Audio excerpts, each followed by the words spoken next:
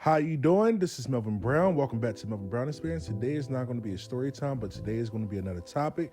And this topic is going to be about, as a magician, as an upcoming practitioner, the way how you word stuff and the way how you say stuff can manifest in a very chaotic way. Now, I remember when I was younger, I used to always hear this phrase: be careful of what you wish for because you just might get it. Now, what do y'all wish for? Some of y'all wish for $1 million. Some of y'all wish for a new house. Some of y'all wish for new love. Or some of y'all just have wishes that y'all want to see come fulfilled. What if I told you you can get almost anything that you want? You ask for it, you believe in it, you work for it, you receive it, and you got your results. Sadly, as a spiritual practitioner, you're going to get your results, but sometimes the results can come chaotic. That's why wording everything and being careful how you say stuff can affect your manifestations. So I remember a few years ago, my client called me. She's from South Carolina. She called me, Melvin, I need you to do something for me. I said, yo, what's up? Yo, I need a new job. I need some money. I want to be rich and wealthy. I said, look, I don't feel like doing a ritual right now. So how about this? I'll send you a candle to perform for yourself, and you do X, Y, Z with it. She said, okay, cool. Within a few days or a week later, I shipped out her package. So she texted me, hey, Melvin, I got my package. What do I do? I'm not going to tell y'all what I told her to do, but she did what she had to do. Within a week later, I get a voicemail. Hey, Melvin, give me a call. I need to talk to you. Please call me. So I called her. I say, yo, what's up? Melvin, I'm like, what's up? I got fired from my job. So I sat there and I said, yo, what did you wish for? She said she wished to have a better paying situation. She wished that she could have overtime. She's wishing that she could have a little bit of a lifestyle, like an expensive lifestyle, buying nice stuff, and, working her way up to the ranks to get a better position so she could work her way up the ranks to get the health insurance. And I sat there and I said, baby girl, stop crying. Listen to me. Everything that you wish for is manifesting in a short period of time. She's like, Melvin, what are you talking about? I just got fired. You wish for this. That job was not going to offer you that position. So the universe, your ancestors, look at it in a different way and say, yo, you know what? We're going to let her go. And she's going to find something else. And what wound up happening? She found the job that she was wishing for a long period of time. This is what I mean by you have to be careful of what you wish for, because whatever you wish for, there will be chaos. There will be consequences. Now, I wish as a spiritual worker, with the wishes that y'all ask for, it could be a smooth transition. But sometimes what y'all ask for, it's going to be some chaos, some heartbreak, some trial and error, triumphant, whatever you want to call it. Being a magician or being an upcoming practitioner or somebody that's just playing with stuff, you're going to have to be mindful. This is why I always say logic plays a big role when it comes to magic, because I'm telling you, you know what? I'm going to give y'all a funny ass story time. So this had to happen about probably, I'm going to say 2016. So I'm young, I'm crazy. I don't give a flying fuck. I'm throwing in the air. I'm throwing so much that you could have sworn I played for the Yankees. I was hitting the fucking strike zone. I couldn't miss. So I remember I met this one girl. She was bad as fuck. Beautiful as fuck. Nice hips, nice teeth, nice body, a beautiful fucking face. I got her number, got her Instagram, did what I had to do. I threw some bombs at her with a truth ritual. So when it was time for us to date, every time I would get close, she wouldn't kiss me. She would just give me a hug. Or when she kissed me, she'd give me a kiss on the cheek. The woman said she liked me a whole fucking lot. So I invited her to my house. She was really strictly. I couldn't manipulate, I couldn't finesse. Cause she was like really stern, like, no, you're not getting nothing. I'm like, all right, cool, let's watch a movie. And I'm mad and she's like, yo, what the fuck? The fuck she trying to do? Give me a 90-day rule? What wound up happening was I cut to the chase. I'm like, yo, we've been talking to each other for like 2 months. Like, yo, what's going on? And she's like, Melvin, when I tell you, you ain't gonna wanna fuck with me no more. I said, what are you talking about? I've been talking to you for months. So what are you talking about? This woman tells me her ex-boyfriend that she broke up a year ago gave her herpes. And when she told me that, she was 100% right. I wasn't gonna fuck with her no more. And the moment I cut myself off from her, she started calling me more aggressive, cussing me the fuck out, yelling at me. Literally popped up in my fucking first apartment. Like, yo, why you not talking to me? Like, what's going on? And me being me, a typical Philly nigga, I'm hitting her with the bullshit like, yo, look, yo, I'm going through a lot right now.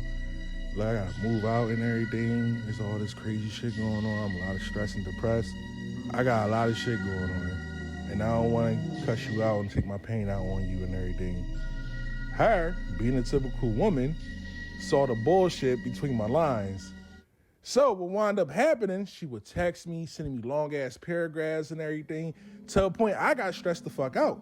And then I had to undo the work. And that shit took a few months just to undo the shit on her.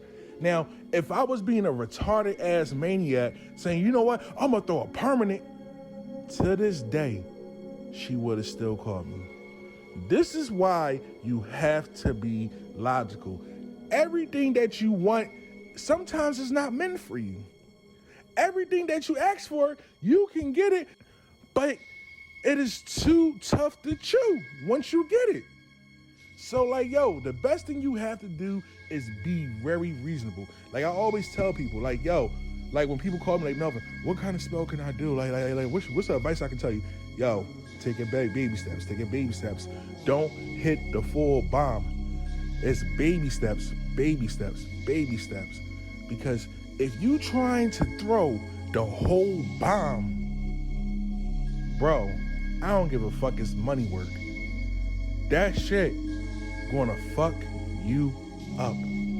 So you have to be very realistic or very strategic on your petitions or whatever you work with. Because look, when you do spells, it's not just about petitions, it's about herbs and whatever you want to work with, whatever forces you want to work with. So you have to be strategic. Because if you work with entities are gonna be like, you know what? Oh yeah, you want this type of money? Next thing you know, somebody went to the hospital that you love oh dearly and your name is in the will. You have to be strategic. Like every time I do a spell, or when clients call me and ask me to do a spell, I sit there and I think for a minute. I say, yo, give me about a week and a half or 2 weeks to do what I gotta do. I sit there and I think, I read, I do divinations. I have my friends do divinations with me, and we come to a conclusion like, all right, cool. Another thing, your emotions at the time plays a key fucking role when you're doing magic. If you're not emotionally stable, do not touch magic. So let me tell y'all a story. This happened about, I'm gonna say 2017. So I remember a client come to me saying, hey Melvin, I want you to bring my ex-boyfriend back. I said, okay, cool. What do you want me to do? She said, oh, I just want him to come back. I miss him and everything. Let's do what we gotta do. I said, okay, cool. So I shipped out her package and everything. And she said, okay, cool. Thank you, Melvin. Thank you a lot. So I remember probably a month later, she said, Melvin, is it okay I can just like work it. I said, what you mean? Can I like work the jar, like do candle work on it? I said, okay, sure. I don't give a fuck. Cool. It's light work. It's nothing demonic. It's light work. So my client was working on the jar. And I don't know what kind of emotion she had, what was her intentions was at the time, but I remember she called me screaming and crying. And I'm like, yo, what's going on? Her target is in the hospital. Turned out her target caught a stroke. Now, I didn't talk to her probably for a couple of days because I need her to calm down because she's all in her emotions and everything. But what wound up happening when everything calmed down, she told me, Melvin, I made a mistake. I said, yo, what was your mistake? Remind you, I was very young and immature at the time. So I'm like, what was your mistake? She was like, Melvin, I did this ritual and my intentions was he don't go nowhere but be with me. When she said that shit, or where the fuck, how she did it, it manifested like that to a point that he can't go nowhere. He's on disability. Now, let's fast forward. It's 2025. I called her. How's everything going? Her target still want to work things out with her. But here's the catch. He is disabled to satisfy her needs, whatever she needs. And this is what I mean by everything that you do can manifest in a chaotic way. Magic is beautiful. Magic is life. Magic is, I'm gonna say it's better than fucking money. But if you don't have no experience and you don't know what the hell you're doing, you're gonna bite off more than you can chew. Now, let's continue. Some of y'all are so excited when y'all start performing magic. Half of everybody, or some witch friends I be talking to from all over the world, I say, yo, what was the first spell that you performed? Some of them say, my first spell was a hex. Now, when you do a hex, I understand. People piss us the fuck off a lot. Some people go and do it, whether they intentionally do it or unintentionally do it. But at the end of the day, if you out here throwing shit at people on pettiness, you damn sure gonna bite off of what you chew. Now, I'm going to tell y'all a fucking story. So I remember I had a consultation almost 5 years ago. This man was a crash out Hall of Famer. He was so pissed off because the love of his life did not want to be with him no more. The love of his life decided to move on. He come to me for a love spell. I say, bro, she gone. There's nothing I can do. She gone forever. For some reason, this man will always call me, asking me for advice. So out of nowhere, I told him, don't do it. Don't do it. Don't do it. But him being him, he wanted to do it. What wound up happening was that love of his life wound up getting in a car accident and 2 people lost their lives. Matter of fact, 3, because his ex-girlfriend had to do a 5 to 10. He was so excited about this shit, he sent me a news article. I told this man, yo, you opened up a can of worms that you ain't gonna like. Don't come to me asking me for my help because, bro, I cannot help you. What wound up happening 3 years later, his mom stroke out. He lose his job. He's in a lot of mental trauma, a lot of depression and anxiety came out of nowhere. And he asked me for a reading. And I told this man, that's a backfire. I told you it was going to happen, and it happened. I warned you not to do it, and you did it. Do you know what wound up happening the following year? He caught COVID, and they had to remove one of his lungs. When you do stuff like this, when you do a hex, It better fit the fucking balance. If it don't fit the balance, you can end up like him.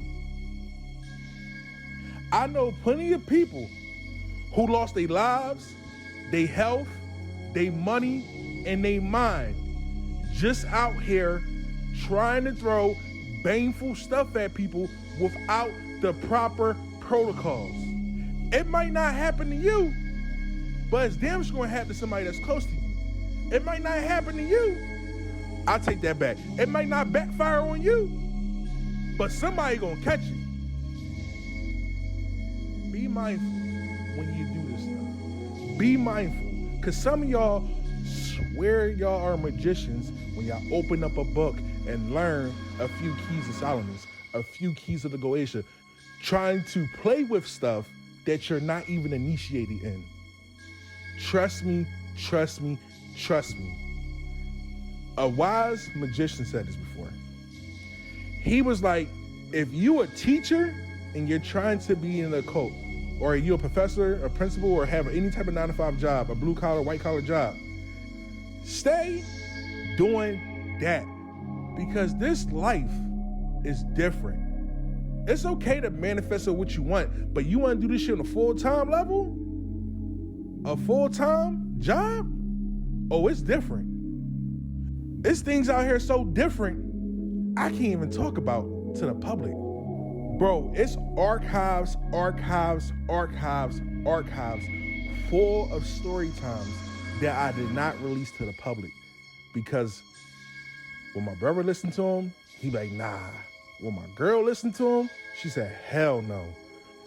And when one of my students listened to it, she was like, hell no, Melvin, you can't come out with this story.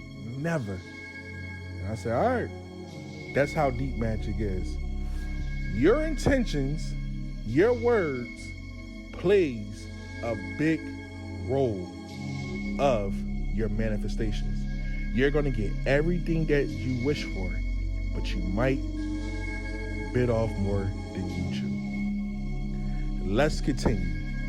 Now, last week I came out with a video about protection. And I thank y'all for the views and everything. And I'm happy of that, because I decided to finally come out after years of been pondering and talking about it with friends and family about it. I appreciate the views and I am grateful. But listen, when you do protection, right? The goal is to keep you protected at all times, right? I understand that. But when your spiritual practitioner tell you, you don't need protection, you're fine, you don't have nothing to worry about, but you're being so bullheaded that you want a protection ritual, what's going to happen is the doors automatically going to open, whether you like it or not. And what do I mean by that? Danger, chaos is going to happen. The truth is going to come out. Let's say you in La La Land, you happy, you got 9 to 5, you live your life, you don't got that many enemies. Then you go to a practitioner, and what wind up happening, the practitioner warned you, yo, you don't got no enemies, you don't need it. But you insist on getting a protection ritual done. So, what's going to happen after the practitioner practice or perform a protection ritual? You got a happy, lucky, go coworker. You go to work, you swear you and your coworker are the best of friends. And then one day, you go to work, you see that same coworker. They got 2 black eyes and a chipped tooth. Now, it don't take a rocket science to figure out what the hell's going on. But you're asking your coworker what happened. They're not going to say what happened. What they're going to say is, oh, I was playing football, this happened. Now, 2 things can happen. They can literally be playing football, or they try to do some evil stuff to you and it backfired on you. Let's continue. Then, out of nowhere, let's just say one of your cousins, all of a sudden going through some serious shit out the blue. They get locked up for a crime that was very, very traumatizing, that you couldn't believe they did something like that. Or something more can happen. Then out of nowhere, when you're wearing protection, a lot of people getting fucked up around you. You're not getting fucked up, but a lot of people going through a lot of traumatizing situations. You can't go to your spiritual worker and cuss them out. Or when you're performing this ritual, depending on your intentions, you can't get mad at yourself. This is what you asked for, and the spirits and the universe is giving you what you asked for. With stuff like protection, you're going to have to make nature or have nature take its course. And I ain't going to get into too much details about protection rituals and everything, because I think the last week video, I came out with a lot. But what I can say is, whatever you put in the air with this type of ritual, you're going to get it 100%. You might not get hurt, but you're going to damn sure see some heartbreaking situations. One of my clients cussed me out probably 3 weeks ago, crying, because she had outsider at the work. She was all loved and everything. They was all jolly, loving her and all that. And next thing you know, so when I did that protection ritual, they treat her like an outsider. And I had to tell her, you are not a weirdo. You did not do nothing wrong. What wound up happening, you are protected. Your ancestors are protecting you from bullshit. So all you do, go to work and go home. When you do any type of ritual, you're going to have to be careful. Health rituals, money rituals, or whatever type of ritual that you're coming out with, you're going to have to be careful. Your intentions, your words, the spirits that you work with can be your blessing or can be your destruction. This is Melvin Brown. This is the Melvin Brown Experience. I hope you enjoyed this video. Hit the like button, leave a comment, subscribe. I'm out. Yo, a lot of people been saying they've been having a hard time emailing me, but yo, you can DM me and we can schedule a consultation, okay? All right, y'all have a good time. Be safe, stay dangerous, stay blessed. I'm out.